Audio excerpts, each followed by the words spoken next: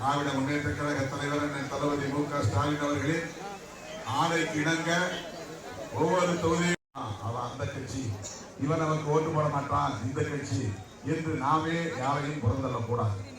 யார் எந்த கட்சியாக இருந்தாலும் அவர்களை பார்த்து நேர்களை பார்த்து அவர்களை சந்தித்து அவர்களோடு உரையாடுகிற போது அவர்களின் உள்ளத்தை உங்களால் கவர முடியும். உள்ளத்தை உங்களால் வென்றெடுக்க முடியும். அவர்களை அசைக்க முடியும். அவர்களின் வாக்குகளை உங்களால் பெற முடியும்.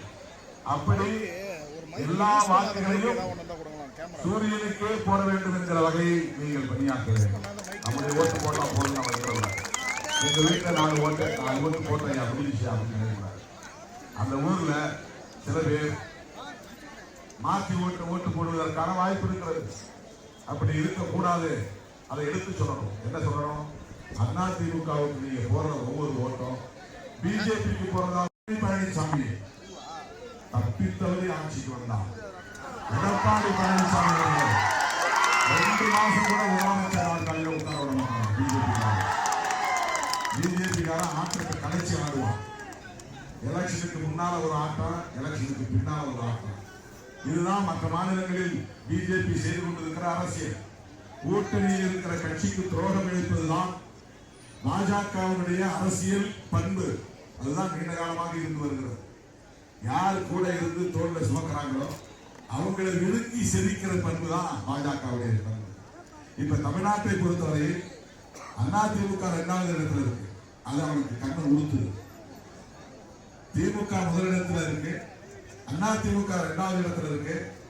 அதிமுகவை வீழ்த்தி விட்டு பிஜேபி 2வது இடத்துக்கு வரணுங்கிறதுதான் இந்த தேர்தலில் பிஜேபியுடைய நோக்கம். அதனால்தான் அதிமுக முன்னாள் இருக்கிறாங்க. தமிழ்நாட்டில் 27 இடத்துல போட்டியிடுகிறாங்க. தமிழ்நாடு காங்கிரசும் பாஜக சின்னத்தில் தான் போட்டியிடுகிறாங்க.